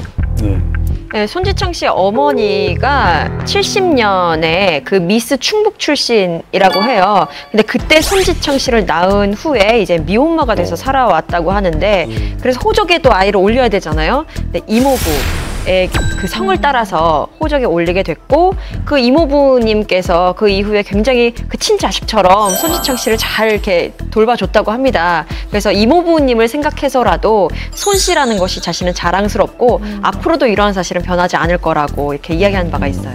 그러니까 그 사실 손지창 씨가 태어났을 때는 뭐 아버지가 그 곁을 지키지 않았다는 이야기가 되잖아요. 그래가지고 뭐 혼외 자식이니까 호적에도 못 올라갔고 그러다 보니까 좀 쌓인 게 있겠죠. 동네에서는 뭐 동네 창피라고 손가락질 받으면서 살았겠죠. 그렇죠. 그리고 손지창 씨가 또 힘들었던 게 홀어머니 슬하에서 살았기 때문에 가정조사 할 때 가장 힘들었다고 그래요. 그렇죠. 왜냐하면 이제 친구들은 동급생들은 다 아버지 엄마의 그 결혼 사진이 있는데 자신은 그게 없지 않습니까? 그래서 그런 부분에 손지창 씨 어떤 그런 달라는 가정에 대한 콤플렉스가 굉장히 컸다 이런 얘기를 한 적이 있습니다. 이후에 밝혀진 가족 스토리를 보면 지금 이 손지창 씨가 왜 이렇게 아버지를 좀 증오하고 미워했는지를 알 수 있게 되는 부분이 있는데 맨 처음에 손지창 씨가 아버지의 존재를 알았을 때가 중학교 때라고 해요. 중학교 때 이제 그 존재를 알고 통화를 하고 정말 너무도 기쁜 마음에 아버지를 만나러 갔는데 상대방이었던 그 임태근 씨는 그렇지 않았던 거죠. 떨고 있었대요. 팔을 떨고 있었고 곧 회의가 있으니 넌 빨리 돌아가라 라면서 2만 원을 쥐어주고 보내려고 했다는 그 상황을 떠올리면서 이후로는 이제 연락을 안 했다고 하니까 이때 얼마나 충격을 받았겠어요. 중학교 때였는데. 근데 사실은 혼 외의 자식들이라고 해도 잘 챙기고 사시는 분들 많거든요. 맞아요. 진짜로 더 오히려 애틋하게 해주시고 그런 분들 주변에 많이 봤는데 이런 부분 같은 경우에는 아예 돌보지도 않고 관심조차 책임조차 지지 않으려고 했다는 얘기밖에 안 되잖아요. 그러니까 뭐 한 아버지, 한 딸의 아버지의 입장으로서는 저도 좀 이해는 하기 좀 쉽지가 않은 것 같아요. 이 부분은. 결국 손지창 씨도 그 이후에 아버지에게 연락을 안 하다가 이제 대학 입학을 하게 되면서 첫 등록금은 아버지가 내주셨으면 좋겠다라는 마음을 갖고 다시 이렇게 찾아갔대요. 그런데 아버지 임태근 씨는 어렵겠다라고 이야기를 했다고 합니다. 그런데 그때 손지창 씨는 임태근 씨의 손목에서 몇백만 원짜리의 시계를 발견을 한 거죠. 그러니까 당연히 화가 치밀어 올랐을 것 같아요. 바로 그 자리에서 임태근 씨에게 다시는 찾아오지 않을 거다. 내가 기대는 않았지만 정말 이 정도일 줄은 몰랐다라고 하면서 언성을 높이니까 주변 사람을 인식한 나머지 그제서야 뭐 등록금을 그래 뭐 해주겠다라고 이야기를 했지만 그 모습이 손지창 씨는 더 보기 싫었다고 해요. 그래서 다시는 연락을 안 했다고 하고요. 훗날에도 시간이 흘렀지만 손지창 씨는 이때의 상처가 너무 컸기 때문에 아버지를 안 뵙고 싶다고 이야기를 했다고 하네요. 그런데 손지창 씨는 사실 이 가정사 때문에 구설수에 휘말린 적이 있어요. 군대 면제를 받은 게 좀 알려졌었는데요. 사실 당시에 손지창의 군대 면제 사유가 정신질환이다 뭐 이런 소문이 좀 났었어요. 사실은 이게 아니다라고 스스로 밝혀야 되는 상황인데 사실 밝히고 싶지 않은 가족사가 여기 포함된 내용이었어요. 이제 대학 시절 입대를 결심했지만 어머니 호적에 올라가 있었고 사생아는 사실 군대 면제로 분류가 되었다고 해요. 어쩔 수 없이 이런 아픈 가족사를 언론에 공개할 수밖에 없었다고 합니다. 네, 뭐 입대를 다 안 하고 싶었는데 하고 싶었던 상황인데도 사생아라는 이유로 또 못했고, 그래서 안 그래도 손지창 씨가 늘 얘기하시잖아요. 컴플렉스가 있다고 얘기하시는데 이런 것들이 다 스트레스였을 것 같아요. 그렇다면 임재범 씨는 그러면 아버지 임태근 씨 밑에서 자란 건가요? 아닙니다. 임재범 씨 같은 경우에도 굉장히 불우한 어린 시절을 보낸 것으로 알려져 있는데, 이 임재범 씨 같은 경우에는 유명해진 그거에 비해서 굉장히 이제 가족사에 대한 고백이 늦었습니다. 2011년쯤으로 기억하는데, 그때 이제 어릴 적 고아원에서 자랐고 이후에 이제 할머니 손에 의해서 키워졌다가, 그래서 그런 너무 힘든 환경 때문에 어릴 때도 늘 불안하고 뭔가 괴팍한 성격이 발현됐다라고 얘기를 했던 걸로 알고, 나중에 돼서야 임재범 씨가 임태근 씨의 호적에 올라가게 되면서 같이 살게 됐다 이렇게 말을 했습니다. 네, 그런데 임재범 씨와 손지창 씨는 어떻게 만나게 됐죠? 일단 먼저 임재범 씨는 자신이 모르는 보지 못한 동생이 있다라는 사실은 좀 오래전부터 알고 있었대요. 그런데 그 전에는 임재범 씨가 굉장히 모범생이었는데 이 소식을 듣고 난 다음에는 좀 방황의 길을 걷게 됐다고 합니다. 어린 나이에 그 소식을 들었으면 당연히 충격이었겠죠. 데뷔를 하고 나서 어느 날 잡지를 봤는데 이제 화보를 봤단 말이에요. 근데 손지창이라는 이름을 딱 보자마자 그냥 기분상 느낌이 집안에서 소문이 돌고 있는 그 친구가 이 친구일 것 같다라는 직감이 들었대요. 그래서 이러한 사실을 주변에 친한 기자한테 이야기를 전했더니 그 기자가 어떻게 알았냐 라면서 화들짝 놀랐다는 거죠. 그러니까 기자들 사이에서도 알고 있었던 내용이었던 거죠. 이런 관계를. 그리고 손지창 씨 역시 임재범 씨의 존재를 오래전에 좀 알고 있었다고 합니다. 그 임재범 씨가 먼저 손지창 씨한테 전화를 해서 이제 만나게 됐고요.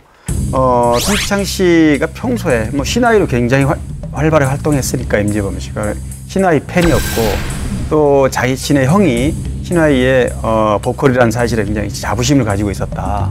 자랑스럽겠죠. 그래서 두 사람이 평소에 그런 어떤 첫눈에 서로 그런 느낌을 가졌다고 그러는데, 딱 만나서 첫 자리에서 부둥켜 안고 눈물을 흘리고, 정말 그날 만남에 대해서 사실 너무 절절한 만남이었지만 느낌은 사뭇 달랐다, 이런 얘기를 이제 임재범 씨가 했습니다.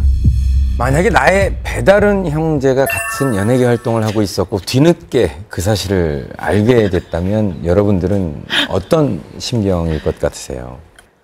좀 일단 그래도 전 배신감은 좀 들 것 같아요, 많이. 그리고 엄마한테 요즘 친하게 얘기하고 싶어도 엄마한테 좀 미안할 것 같아요.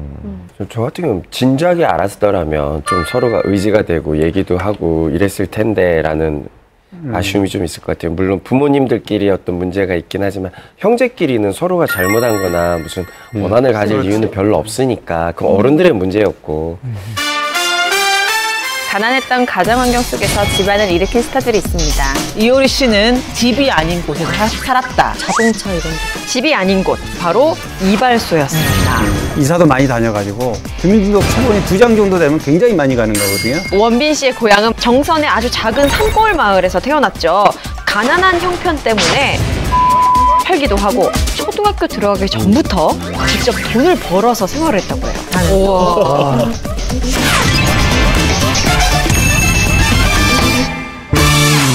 네, 이렇게 안타까운 가정사들이 있는가 하면 가난했던 가정 환경 속에서 집안을 일으킨 스타들이 있습니다. 네, 그렇습니다. 그 첫 번째 주인공은 컴퓨터 미남, 또 CG 미남이라고 불리죠. 바로 원빈 씨입니다. 원빈 씨. 웃기지 마. 얼마면 되겠어. 조혜련 씨 아니에요? 아니잖아요. 웃기지 말란 말이지. 네, 원빈 씨의 고향은 강원도 정선입니다. 정선의 아주 작은 산골 마을에서 태어났죠. 광부의 아들이었습니다. 아버지가 이제 광부셨는데 가난한 형편 때문에 초등학교 들어가기 전부터 직접 돈을 벌어서 생활을 했다고 해요. 아니, 초등학교 때 돈을 벌 수 있는 방법이 있어요? 참 특이한 게요. 네. 산에 올라가서 이제 뱀을 잡는 거죠. 뱀을 잡아서 팔기도 하고 뱀뿐만 아니라 산에 있는 뭐 약초 같은 것들을 또 이렇게 캐가지고 장터에 나가서 팔면 한 5-6천 원 정도는 벌 수 있었다고 합니다. 실제로 원빈 씨는 어려서부터 공부보다는 뭐 좀 돈 버는 일에 어려서부터 좀 관심이 좀 많아서 또 일찌감치 자동차 정비를 좀 배웠고 뭐 정비사로 이렇게 꿈을 꿨겠지만 흥미를 좀 잃어서 이제 그 다음에 눈을 돌린 곳이 바로 연예계였고요. 연예계에 이제 오디션에 참여한 게 연예계 진출은 계기가 됐는데 처음 오디션을 본 게 바로 H.O.T 멤버 모집하는 그 오디션이었어요. H.O.T 멤버요? 어울렸을 것 같아요. 하지만 모두 아시다시피 이 H.O.T 오디션에선 탈락을 했죠. 그리고 난 다음에 생계를 위해서 이제 각종 아르바이트를 뛰게 됩니다. 그러던 중에 우연히 보게 된 신문 한 면 때문에 원빈 씨의 인생이 달라집니다. 이게 뭐냐면 케이블 채널에서 이제 전속 연기자를 뽑는다 이런 모집 광고였고요. 결국 이제 이 방송 케이블 채널의 공채 3기에 그게 전속 연기자가 되면서 본격적인 연애 활동을 시작하게 됩니다. 사실 원빈 씨 하면은 왜 부모님한테 지금 살아계신 아버님한테 예쁜 집을 지어드린 거로 또 굉장히 유명하시잖아요. 네, 그렇죠. 거기서 또 결혼해서 또 뭐 굉장히 화제가 됐었는데 원빈 씨가 이제 부동산 재테크에 관심이 많았고 당연히 뭐 수익이 많이 생기면 2년 만에 20억대를 버는 적도 있고 하니까 첫 번째 생각한 게 바로 지금 부모님한테 초화 주택을 저택이죠. 117평인데 3층짜리입니다. 고향에 있는 곳에 지어놨는데 굉장히 화제가 된 그 건물이네요. 거의 관광 명소처럼 지금 변해서. 아, 지금요? 네, 해외 팬분들이 와서 그냥 멀리서 집만 보고 가세요. 네, 원빈 씨 같은 경우에 이제 뭔가 효심이 좀 더 정확하게 드러나는 게 단순히 이제 뭐 돈을 많이 들여서 그냥 좋은 건물을 지어준다 여기서 끝난 게 아니고 아직도 이제 농사를 짓고 계시는 부모님을 위해서 경운기 등을 넣을 수 있는 창고를 만들어준다 하면 뭔가 사랑방에는 나무를 떼서 이제 난방을 할 수 있게끔 뭔가 그런 식으로까지 집안 곳곳에 약간의 부모님에 대한 배려가 녹아 있다는 게 좀 더 이 집에 대해 좀 더 좋은 시선을 볼 수 있는 것 같고 그 덕분인지는 몰라도 어쨌건 2008년에 이 집이 한국 건축 문화대상을 수상하게 됐어요. 진짜 예뻐요. 멋있어요. 덕도 개성 있게 지어놔서. 그런데 여기서 반전이 있습니다. 이 원빈 씨 부모님은 초호화 저택이 조금 부담스러웠었나 봐요. 적응이 잘 안 되실 수 있죠. 그렇죠. 평생 작은 곳에서 사시다가 갑작스러운 어떤 큰 집이 조금 적응하기 힘드셨는지 예전에 살던 그 집으로 바로 돌아갔다고 합니다. 이전에 편한 집이 좋으셨나 봐요. 저희 매체가 이제 예전에 제가 있던 매체에서 그 집을 찾아가서 그걸 확인해 봤었는데 그 집 바로 앞에 있어요. 바로 앞에 있어서 뭐 오갈 수 있는 거리라서 그 정도에 대해서 약간 걱정은 안 하셔도 될 것 같다는 생각을 합니다. 한평생 일만 하셨던 부모님을 위해서 배우가 된 후에 집안의 복덩이가 된 원빈 씨네요. 그렇다면 현재 어떻게 지내고 있나요? 뭐 아시다시피 이나영 씨와 함께 정말 육아에 전념을 하고 있고 최근에는 이제 차기작을 검토 중이라는 얘기는 많이 나왔지만 최근에는 이제 영화 스틸라이프 여기에 이제 출연을 검토하고 있다라는 기사가 나오면서 거의 이제 7년 만이죠. 7년 만에 컴백에 대한 관심이 집중되고 있는 상황입니다. 그런데 원빈 씨뿐만 아니라 가난한 환경을 딛고 일어나서 집안에 복이 된 스타가 또 있죠.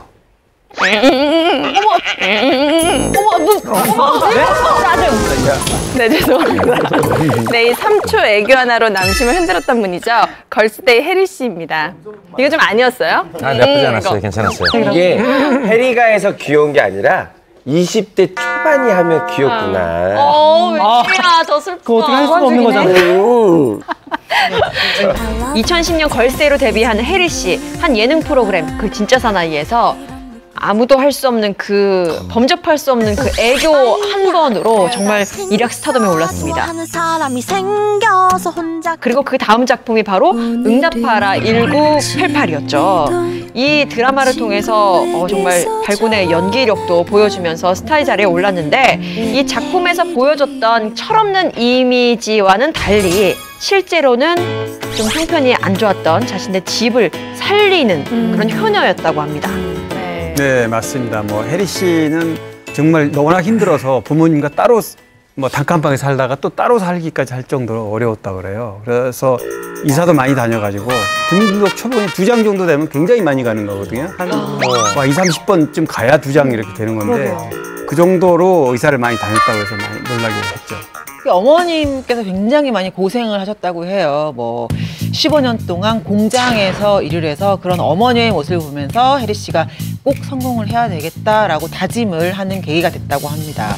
결국 혜리 씨는 응답하라 1988 흥행 이후로 CF 퀸으로 떠올라서 한때 광고 수익이 100억 정도 된다라는 얘기와 함께 수식어가 100억 소녀라는 타이틀이 붙어서 굉장히 많이 화제가 됐었죠. 네. 뭐 실제로 계산해 보면 뭐 세금 떼고 뭐 다 하면 그만큼은 안 되겠지만 그렇죠. 그 매출의 기준으로 보면 대략 그렇게 계산이 나온 적이 있습니다. 그런데 어쨌든 이렇게 차곡차곡 돈을 모아서 부모님한테 30평대 아파트를 사드리고 또 고급 자동차, 또 신용카드 선물하고 굉장히 효녀죠.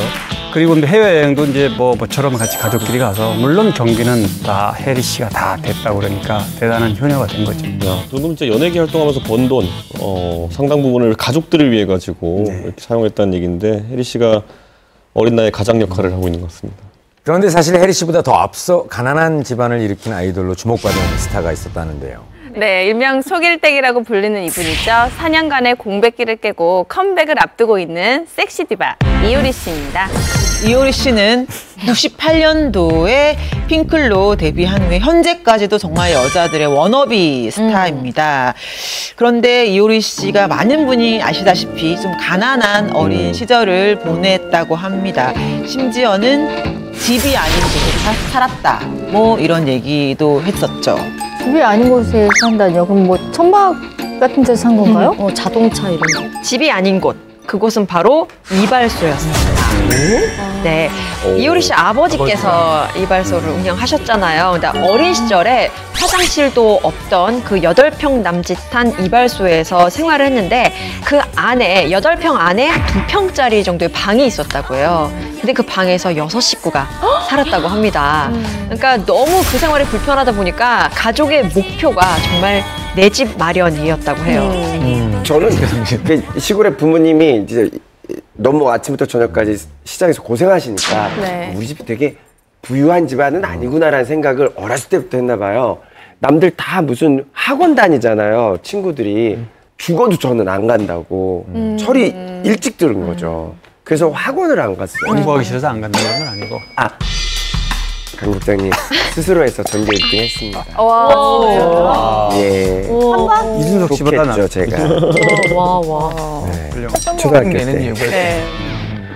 그런데 어린 시절 이효리 씨 또한 지금까지도 생각하면 눈물이 날 만큼 서러웠던 사건을 겪게 됐다고 하는데. 뭐 이효리 씨가 가난으로 인해서 서러운 감정을 느꼈던 거는 여러 가지 에피소드가 있었던 것 같은데 저는 이게 좀 기억에 남아요. 이발소를 하는 이제 아버지에게 이제 이발소 그 건물주가 있을 거 아니에요. 나가라고 했을 때 새벽 5시에 인력사무소에 가서 일을 찾던 아버지의 모습이 기억에 난다고 했고 또 이제 과일 자판을 이제 노점으로 했는데 노점 단속이 났을 때 이 판을 엎고 이랬던 게 기억에 너무 가장 강력한 기억으로 남아있다라고 얘기를 했을 때 모든 사람들이 약간 안타까워했었던 게 기억이 납니다. 효리 씨랑 같이 일할 때도 항상 그 절약 정신이 몸에 배 있었어요. 효리 씨는 뭐 먹는 것도 항상 남기면 싸가고 그 정도로. 그리고 돈을 벌게 되면 다 집안에 갖다가 이렇게 쓰는 그런 게 몸에 배어 있다 보니까 항상 전략 정신. 그것도 그건데 어려운 친구, 어려운 스태프들을 되게 살뜰하게 챙기는 모습이 듣고 보니까 효리 씨가 예전에 이렇게 어려운 때가 있었으니까 이런 행동을 했겠구나라는 생각이 좀 드네요. 어쨌든 성공한 이후에 부모님께 매달 생활비를 준 것도 물론이고 어머니께 또 되게 좋은 집을, 고가의 집을 선물했다고 합니다. 뿐만 아니고 식당을 하는 친척분을 위해서 고모죠. 순댓집 건물을 아예 매매를 하는